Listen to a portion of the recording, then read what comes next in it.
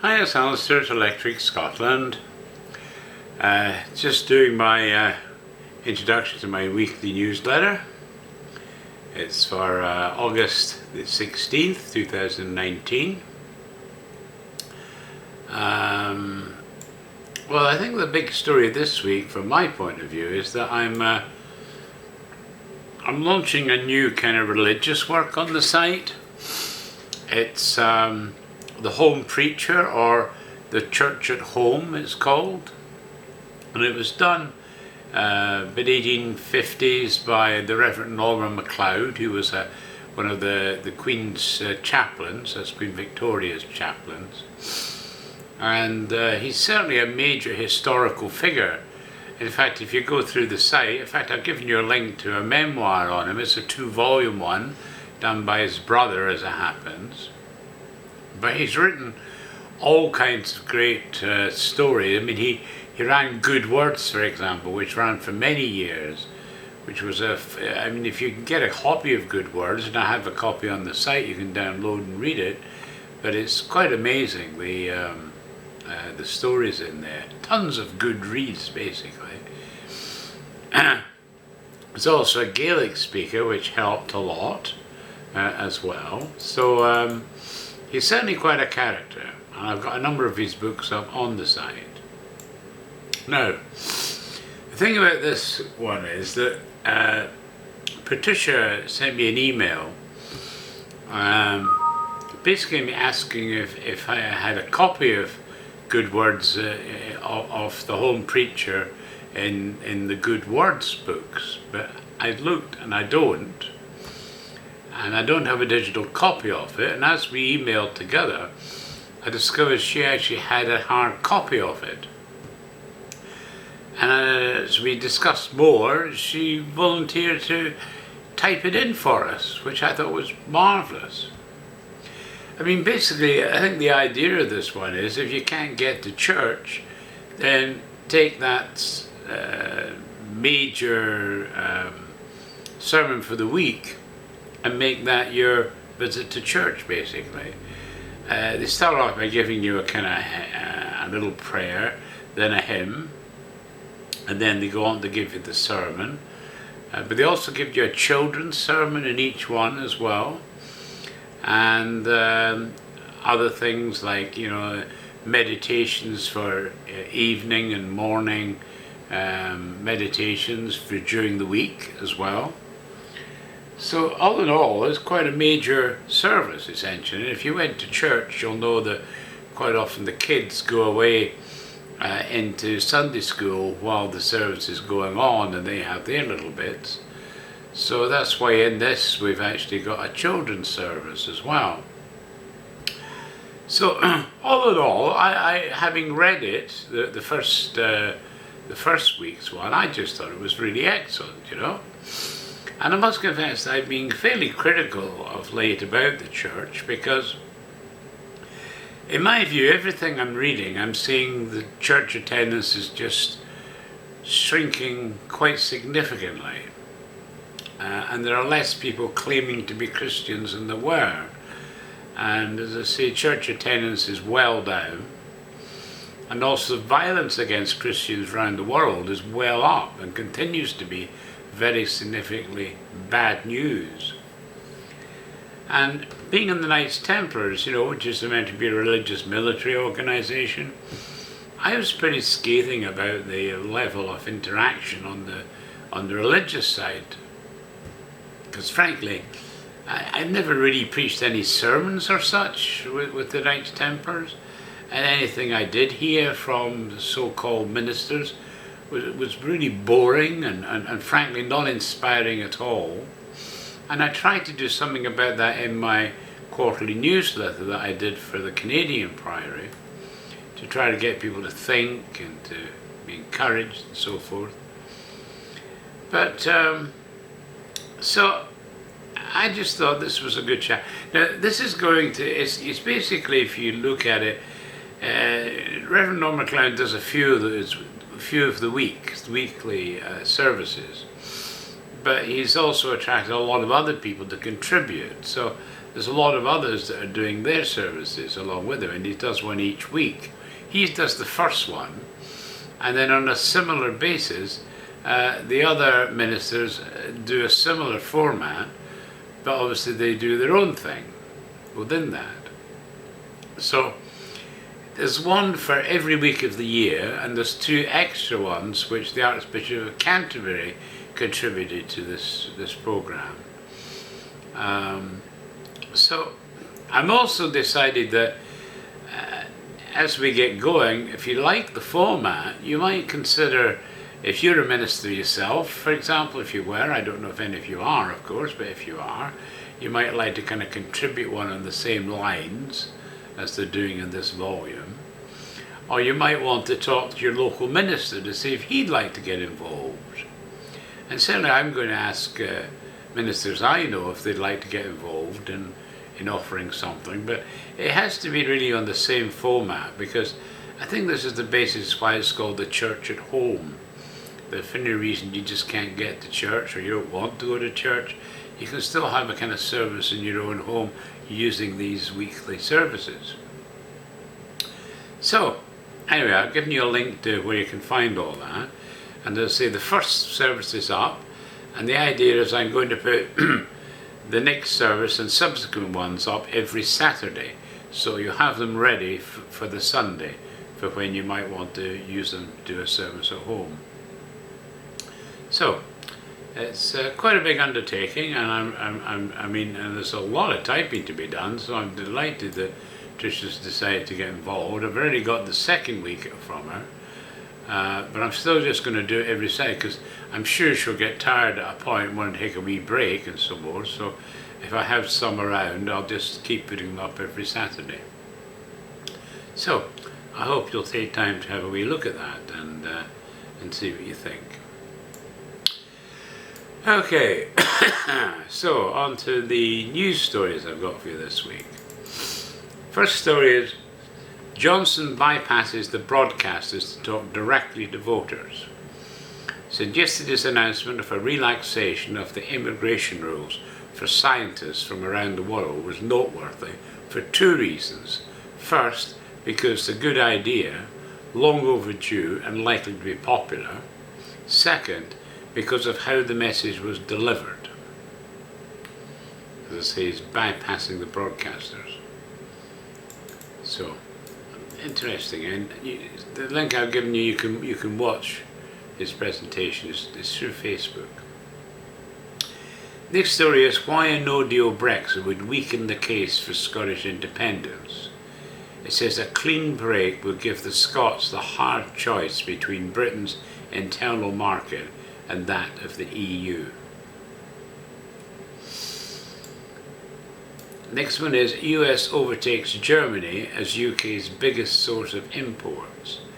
United States overtook Germany as the biggest supplier of imports into Britain for the first time since the early 2000s in the last financial year, the UK government said on Friday. So that's kind of warning signals, I think, there.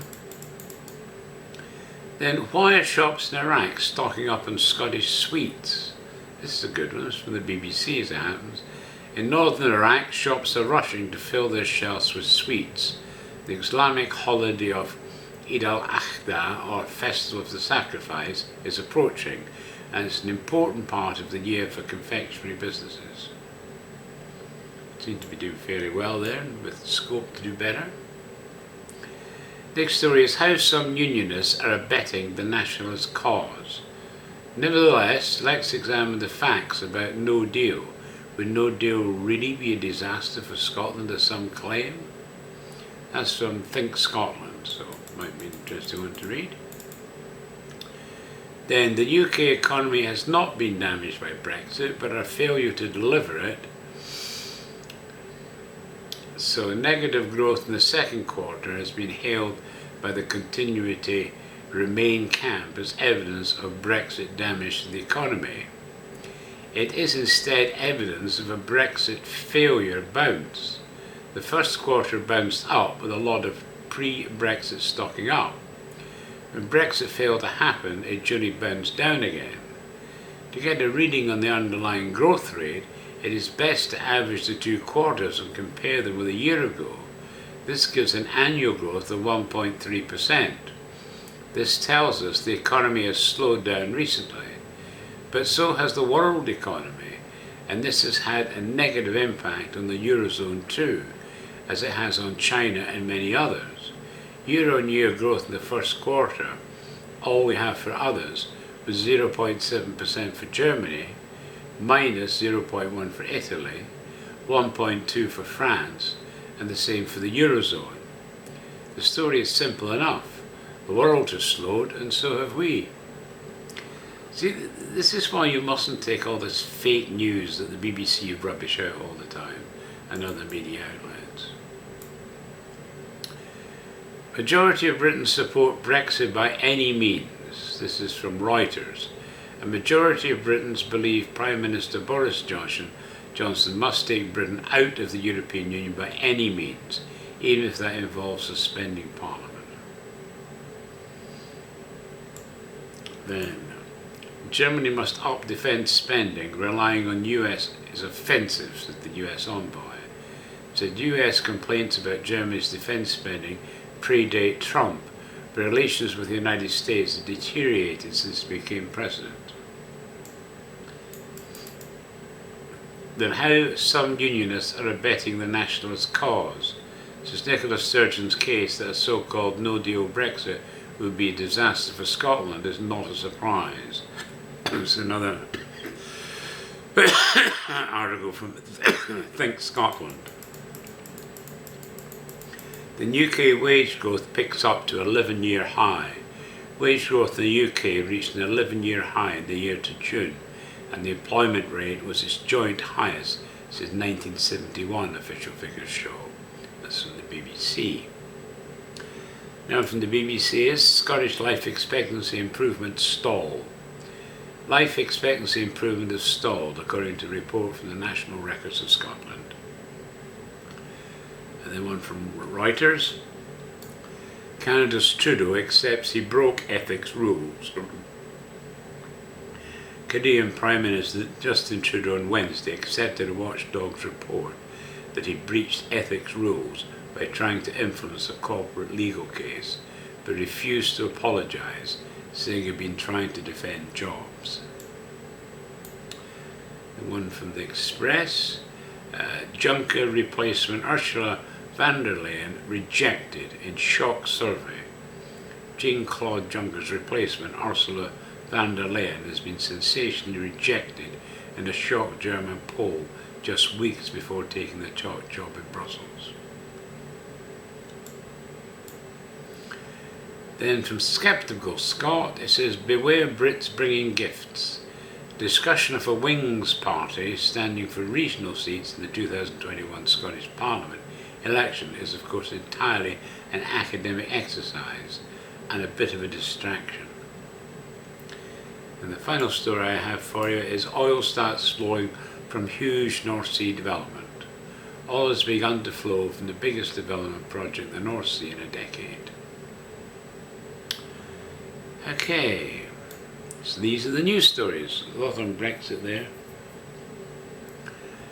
But of course we have a tough time on this one because, you know, Boris Johnson says he'll leave, but we're all trying to figure out how he's actually going to leave if people gang up on him. But you know, obviously the next few weeks will tell us that. Okay, on to Electric Canadian. Got the Canadian Horticulturalist up, volume 39, 1916. I've got an Epoch in Canadian Shipping, the Allen Line. It's by Randolph Carlyle and published in 1907. Then I've got Canadian Stories by George Isles, published in 1918. And Canadian Trails, Hither and Thither in the Great Dominion, another collection of stories by Alfred G.F. Walker. And another collection of stories, Canadian Wildflowers, selections from the writings of Miss Helen P.Q. Johnson of Magog, with a sketch of her life by the Reverend J.M. Orrick. It was written in 1884. And then Canadian Wonder Tales by Cyrus Macmillan, with illustrations in colour by George Shearing. So a lot of stories there, tons of stories. That was just in 1920, so it's more recent, that one. Okay, then on to Electric Scotland. Best Newfangled Family Tree. It says, hi everyone, here's the newest section of Best Newfangled Family Tree. I really hope you all enjoy the issue, as there are lots of interesting things enclosed. I know everyone will enjoy Dr. Pete Hilton's travelogue from Iceland. I think everyone will enjoy the photos and wee story about the Langholm Common riding. There's even an opportunity, if you can get to the museum in Washington DC before September the 15th, to enjoy fragrances from ancient Egypt. It says, don't forget that Grandparents' Day is this month. I would have such joy if my grandmother were here and I could be with her for just one more minute. Enjoy. I, Beth. Okay, then the funny story and humorous jest book. It's a Scottish chapbook, this one. Small, so you'll be able to read it quite quickly. Then I've got great landowners of Great Britain and Ireland. It says a list of all owners of 3,000 acres and upwards, worth £3,000 a year. Also 1,300 of 2,000 acres and upwards in England, Scotland, Ireland and Wales. Culled from the Modern Domesday Book, also their colleges, clubs and services by John Bateman. It's the 4th edition. It was produced in 1883. And I've also got Scotland, Owners of Lands and Heritages. This is 1872 to 73, presented to both Houses of Parliament by command of Her Majesty. This was produced in 1874. Basically, I've been aware of these for a long time, but I was just checking the Domesday Book, which doesn't really cover Scotland as such, but it covers a bit of Scotland, but not much. But they were saying that it's actually very inaccurate, and so they produced, this was an attempt to do something similar.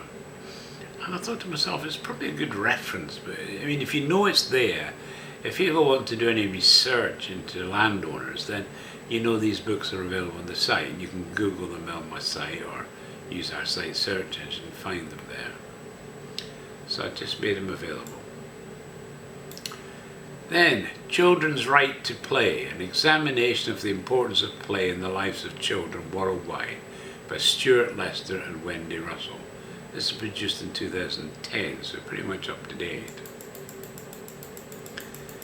Then, Avoiding the Trap, How to Move On from the Withdrawal Agreement. This is one that was done by Lawyers of Britain. It's a PDF file which I got a copy of because I added it to my Brexit section within the site. It's part of my permanent research because obviously I comment a ton on Brexit, but I don't put a whole pile up unless it's something I think is different or brings us more up to date with thinking. And I feel this was a kind of breaking story, so I thought it was worth putting it up permanently on the site, which is what I've now done. Then I've got the political works of Andrew Fletcher. He's quite a character, is Andrew Fletcher, so I hope you'll enjoy having a read of that one. Then I've got River Clyde and the Clyde Boroughs, City of Glasgow and its old relations with Rotherglen, Renfrew, Paisley, Dumbarton, Port Glasgow, Greenock, Rothesay and Irvine by the late Sir James D. Marwick. It's produced in 1909. Then I've got an historical summary of the post office in Scotland. It's by T.B. Lang, produced in 1856. And I've also included with that the Royal Mail, His Curiosities and Romance by James Wilton Hyde, who was a superintendent of the General Post Office in Edinburgh. It's a second edition produced in 1885. So going to that link, you'll get both books.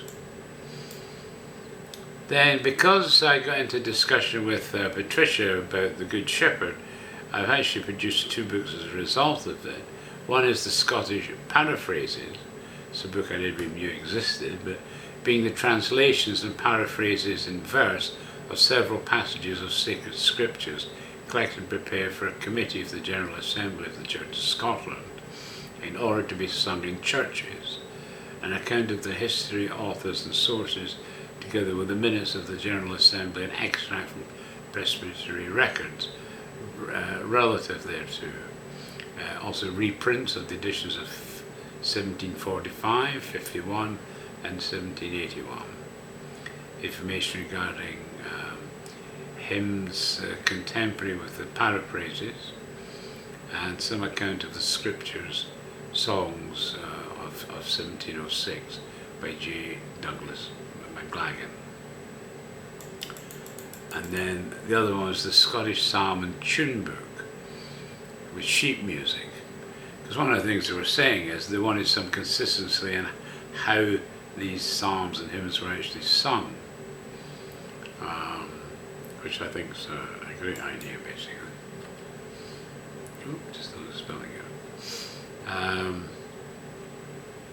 Right, so, and then the last one I've got for you is Thomas Gordon. He was co-author of the Independent Whig and translator of Tacitus, with few readers have any idea of the prolificness and popularity of this obscure Scotsman, who was writing constantly for a period of over 30 years, 1760 to 1750, and whose work was being reprinted as recently as the year 1886. This is by J.M. Bullock, and he wrote this in 1918. Now, I've already had an entry up for Thomas Gordon in the Sigmund Scott section, but because I found this little biography on him, I've added a link to him from that page. Okay, then the story this week is basically a wee challenge, I suppose. I've kind of put up some of my basic thoughts on Brexit and Scottish independence, and putting out where I think benefits are to be had and problems mitigated. So it's just I picked it off the top of my head on the major things I consider to be relevant. And I'd be perfectly happy if anyone were to come back and submit an article that's against anything I'm saying, because one of the problems is there's tons of fear stories all over the place, but no one's communicating with me directly as to what their thoughts are. And it'd be really nice to know what your thoughts are about whether Brexit is good or bad for the UK, and whether Scottish independence is good or bad for Scotland. I think there's a lot of imponderables going on, but anyway, I've laid out my thinking here for you, and I thought it's worth making a statement because I haven't done a statement this for quite some time. So I hope you take time to read it, and as I say, I would encourage anyone to get back to me with your thoughts. And if you want to write an article which is counter to it or anything like that, I'm perfectly happy to publish it. Okay, so that's it for this week. I'm going to be heading to Toronto on Sunday. I have a few days with my friend Lola in Toronto, so I'm hoping I'll get something good to eat when I'm over there, and do a curry with Savannah or something when I'm over, and we'll see how it goes. But I thought it was time to have a wee break, so I'm going for a few days over to Toronto, back on Wednesday. Okay, so there we go. Hope you have a great weekend, and as always, look forward to hearing from you. Take care. Bye-bye.